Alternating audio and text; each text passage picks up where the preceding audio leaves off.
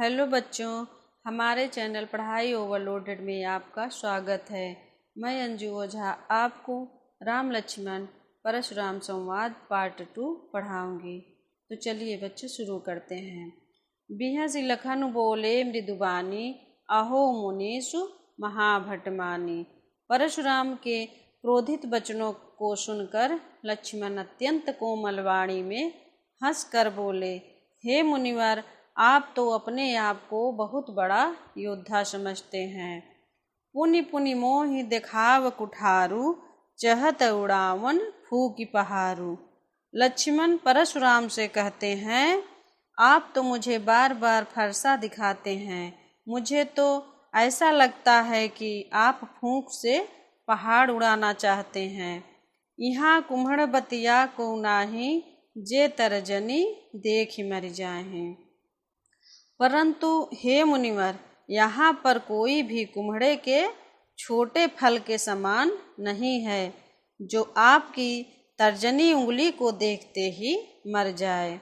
देखि कुठार सरासन बाना, मैं कछु कहा सहित अभिमाना। परशुराम से लक्ष्मण जी कहते हैं, मुनि जी, मैंने आपके हाथ में फरसा और धनुष बाण देख कर ही अभिमान पूर्वक आपसे कुछ कहा था। भृगुसुत समुझ जनेऊ बिलो की, जो कछु कहूँ सहो ऋषिरों की। मैं आपको भृगुवंशी समझकर और आपके कंधे पर जनेऊ देखकर अपने क्रोध को सहन कर रहा हूँ।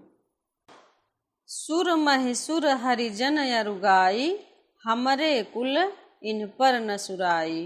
अर्थात हे मुनि, हमारे कुल की यह परंपरा है कि हम देवता, ब्राह्मण, भगवान के भक्त और गाय इन सभी पर वीरता नहीं दिखाया करते। बधे पाप व फकीर तिहारे, मारत हूँ पा परिय तुम्हारे। हे मुनि, इन्हें मारने से पाप लगता है और इनसे हार जाने पर अपकीर्ति होती है, अर्थात अपयश मिलता है। इसलिए आप मुझे मार भी दे तो भी मैं आपके पैर ही पड़ूंगा। कोटि कुलिस सम बचन तुम्हारा, व्यर्थ धरहु धनु बाण कुठारा। लक्ष्मण कहते हैं, हे महामुनि, आपका तो एक एक वचन ही करोड़ों वज्रों के समान कठोर है। आपने व्यर्थ में ही फरसा और धनुष धारण किया हुआ है। जो बिलो की अनुचित कहो, क्षमऊ महामुनि धीर। सुनि सरोष भृगुवंश मन, बोले गिरा गंभीर। अब लक्ष्मण परशुराम से कहते हैं, यदि मैंने आपको देखकर कुछ गलत कह दिया हो तो हे धैर्यवान महामुनि, मुझे क्षमा कर दीजिएगा।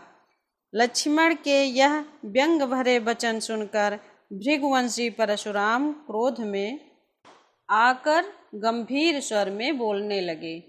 कौशिक सुनहु मंद यहि बालक, कुटिल काल बस निज कुल घालकु।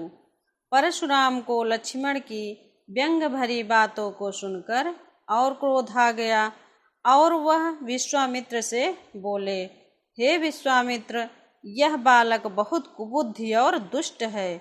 यह काल अर्थात मृत्यु के वश में आकर अपने कुल का घातक बन रहा है। भानु वंश राकेश कलंकु, निपट निरंकुश अबुधय शंकु।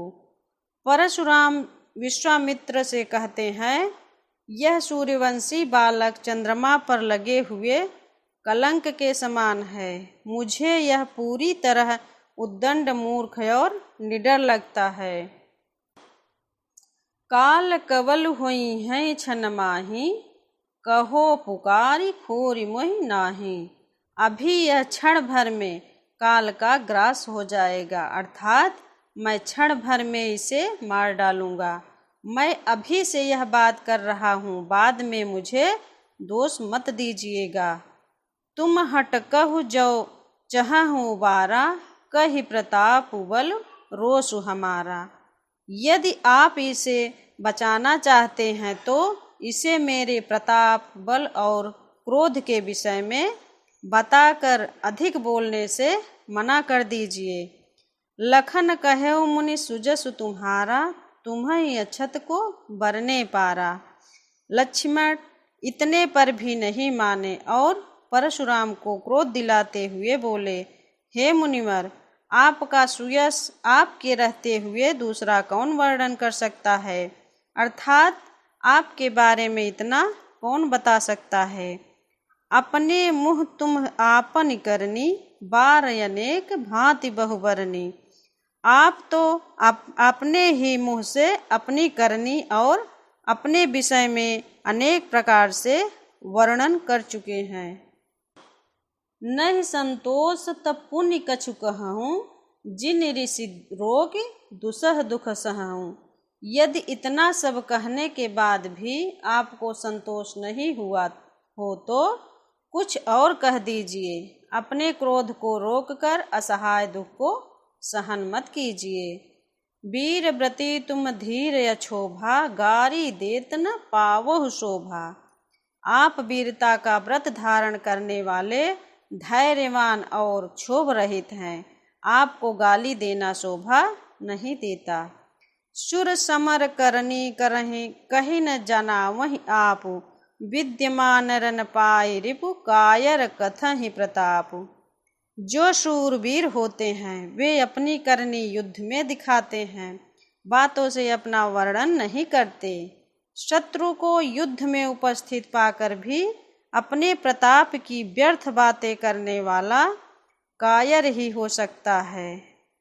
तो बच्चों, हमारे द्वारा पढ़ाया गया पाठ समझ में आया हो तो आप हमें लाइक, कमेंट और सब्सक्राइब जरूर करें। और बच्चों, अगला पाठ